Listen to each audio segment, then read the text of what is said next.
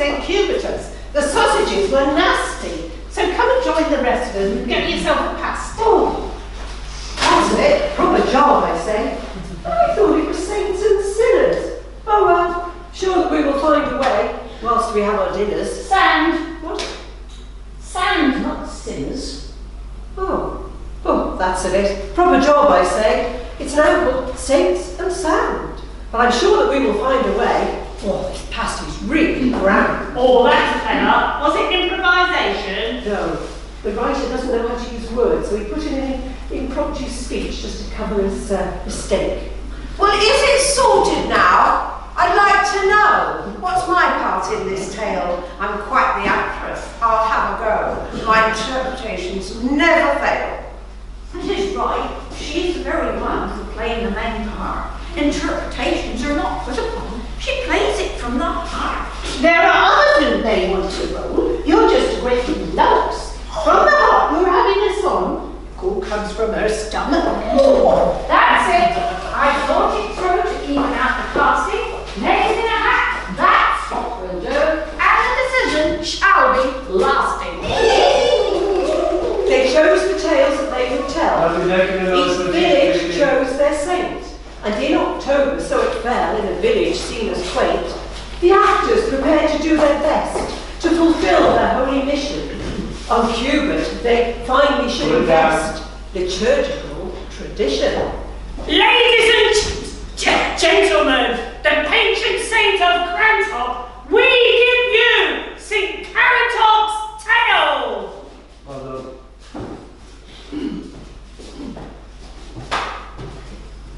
Master, why refuse those that offer you the golden glittering ring, when placing it upon your head would set you off as king? Your flight from Wales was rather strange. You've missed your coronation. Across the world you won't range, avoiding your own nation.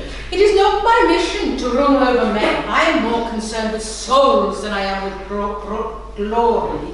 Staying in Wales is not an option for me. I feel I have a vocation higher than earthly desires. I wish to make a better life for mankind. I wish to build a church, and this river and its surroundings appear to be the perfect place. But I am just a pet dove.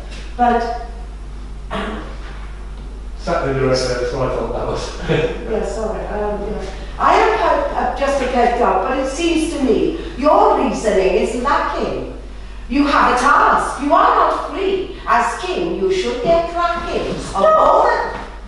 Stop all this rhyming and speak in plain language. I need help finding where to site a church. At the moment, all I have is a portable altar. I want a permanent place to put it in.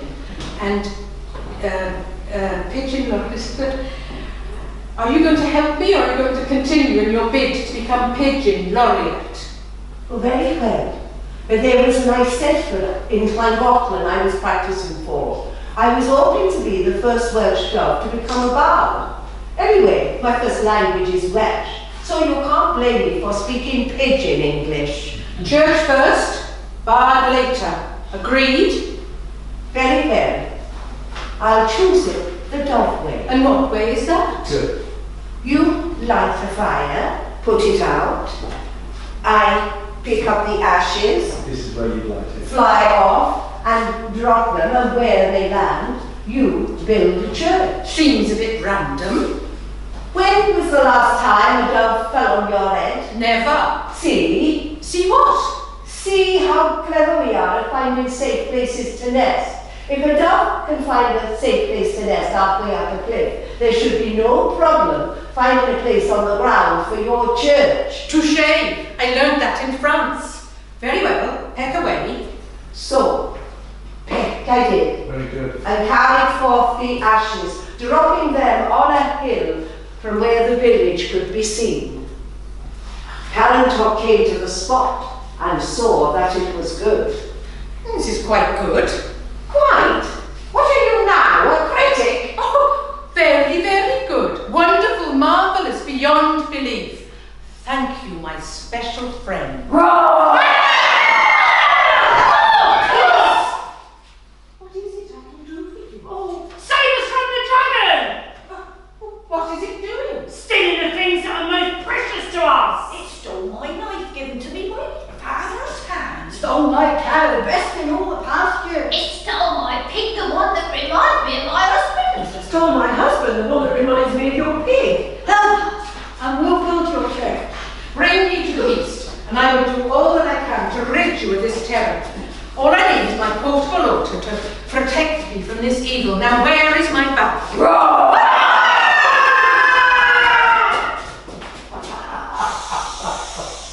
Looking for this, big boy? Where did you get that? If you don't mind, that's my little secret. Would you like it back? Yes, What do you say? please. Come. What do you say? Come, you could do better than that, I think. Pretty please. A bit more. Pretty please. Eternally grateful and mention you in my will. Oh, you're too late, I'm keeping it. Why would a dragon want a portable altar? It's of no use to you. You can't eat it, you can't build with it, you can't wear it. What use is it to you? It is what I do. Very good. I am a manifestation of evil.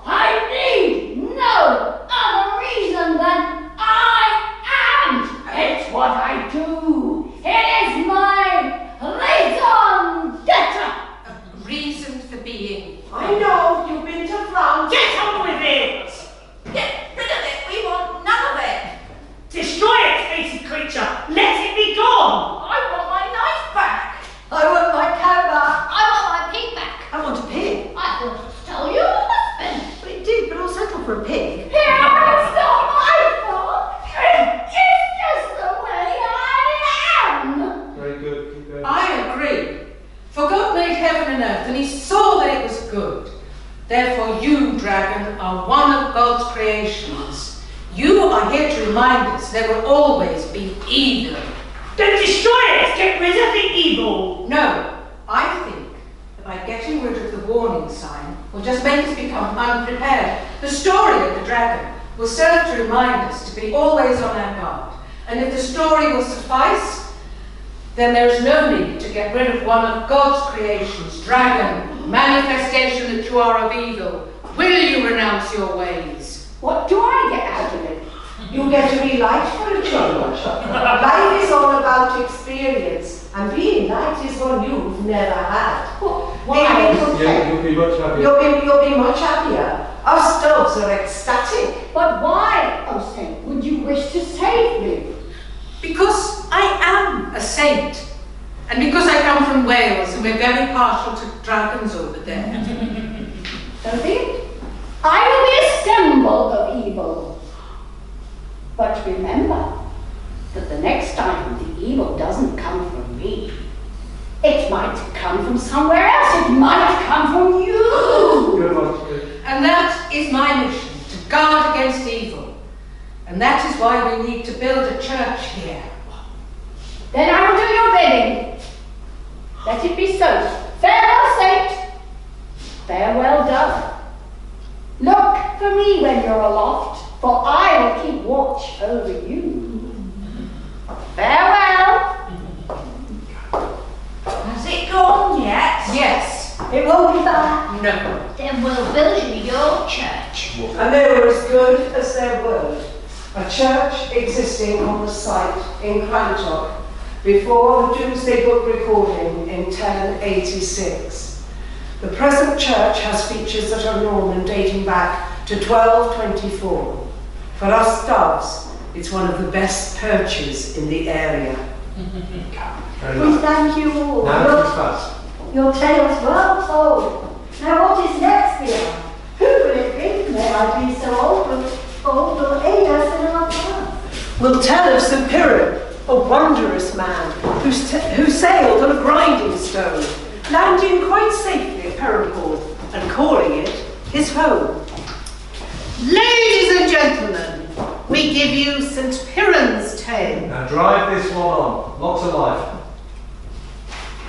We tell of an ancient saint, a soothsayer for Irish kings. Bringing the dead back to life was one of his favourite things. By this he came to displease those kings that secrets had kept. The dead back in life can tell the truth, and so the kings had wept. Their deeds had been quite wicked, but the dead had spilt the beans. They were on a sticky wicket, in trouble with their various queens. We must get rid of this priest. He's really ruining our lives. We'll give for him a feast. That'll impress our wife. With dancing and feasting, we'll play with drink. When he's most vulnerable, what him? Let me tell you of a notion to stop him coming home. We'll throw him in the ocean and attach to his neck a stone. So they went to the local miller. Who objected as strong as he could. But his heart grew very much chiller. When they showed him his coffin of wood, they tied the stone to St Piran. Dragged him up to a towering headland. They threw him into the brining. All of them led in a hand. With a splash, he was covered in water, and then he bobbed into view. They had chosen the stone that floated, not a word of a lie. It is true. When the queens asked, Where is our Piran? The kings all acted quite dumb, for by hatred they had been driven, not wanting to tell what they'd done. Cold and exhausted he landed upon Cornwall's magical shore. He was feeling rejected and stranded, so walked up the beach to explore. Among sand dunes his footfall took him, not used to being exploratory. Giving thanks to our Father in heaven. It was here that he founded his oratory. The local people flocked round to hear of his wonderful tale. They were all quite glad they were on ground, for they knew the dangers of sail. One day, when Piran was cooking, a black stone oozed liquid white. Good one. From the dark was a substance strange looking. From the black had emerged Cornwall's light. Piran's cooking was not Egon Rowley. In fact, he was getting quite thin. But this day was really a good day, for he just discovered pure tin. Cornish stone is black gold. The white of its flag is the tin. Good over evil, the message. Down to our saint. It was tin. Now saints come from the people. They also hear death's knell. At 200, Piran was drinking, got drunk, and fell down a well. His legacy is there in the dunes, uncovered and covered with sand. It makes sense of all the grand tunes celebrated now by our band. I like that. He wasn't too solemn. I reckon we got a lot in common.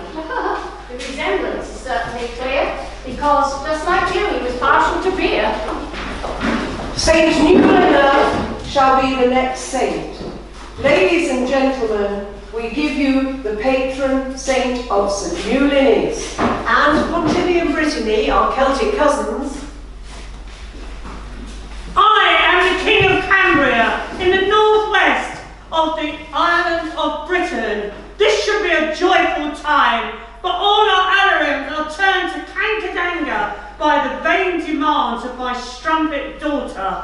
Like the salmon, her birth destroys our joy, destroys the parents, and turns ambition and loyalty into baubles that can be exchanged for the wanton reasoning of a child. Our daughter, changing spore, crib exchanged, has rebelled against fealty and made mock of our desire to see her well settled.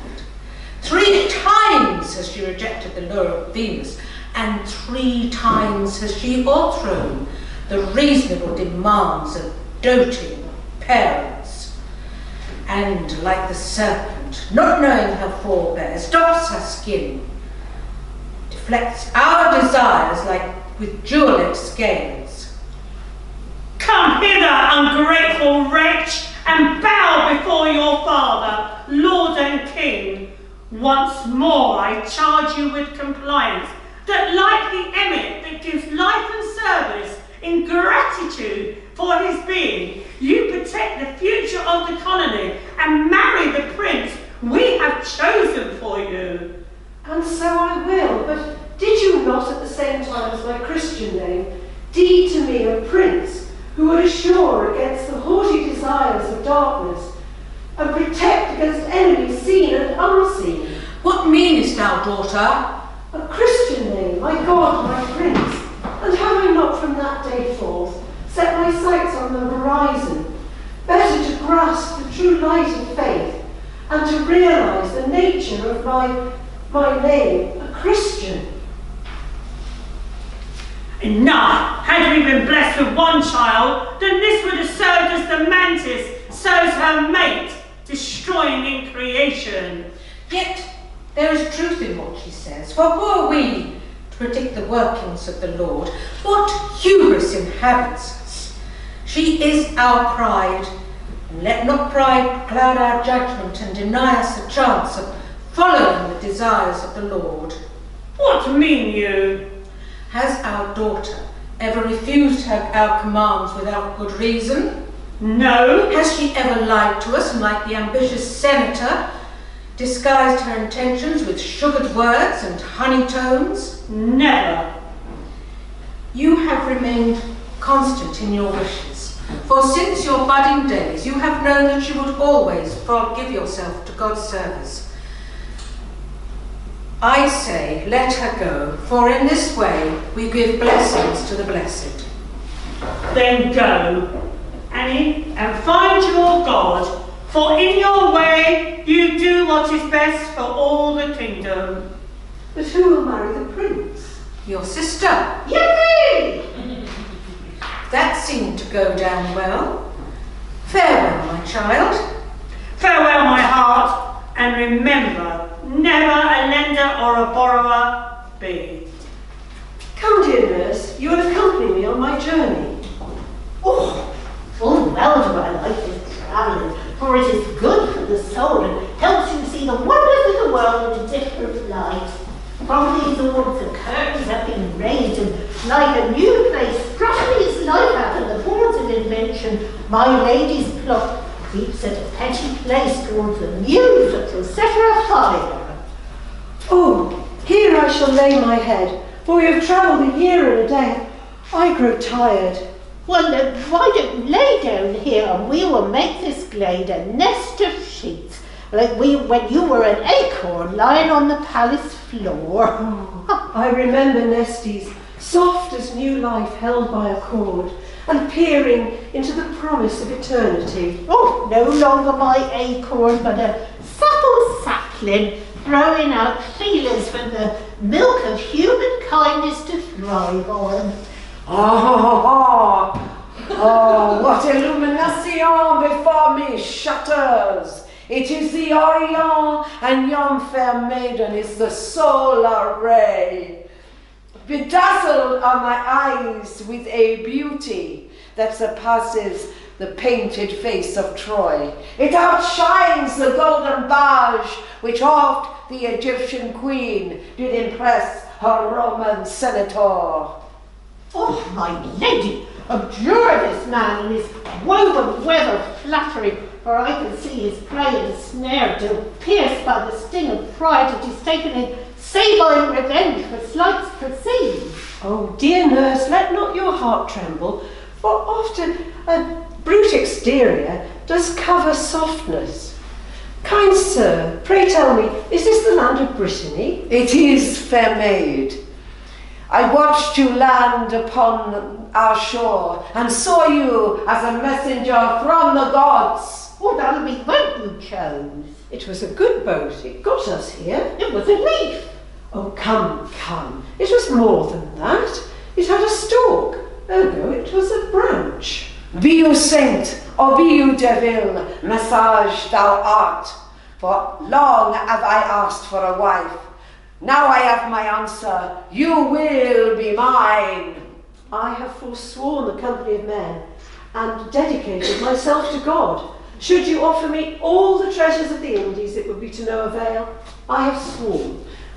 I offer jewels that from Carthage have been brought. I have sworn.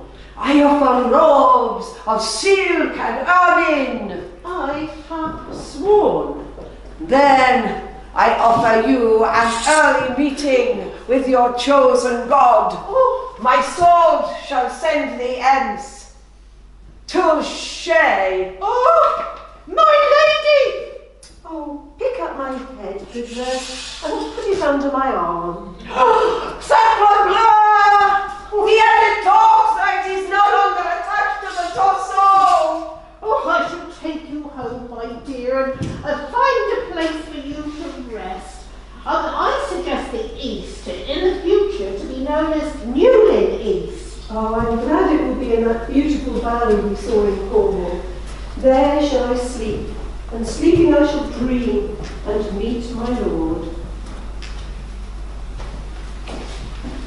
We've heard of the saints of Carantoc, Perranporth and Newlyna East, and all their adventures, sailing on leaves, Sailing on millstones. Pacifier dragon, decapitation, Transformation. Enforced migration. But what about St Cubert? We've got all round the houses, talked about all the other saints and their deeds. What about Cubert?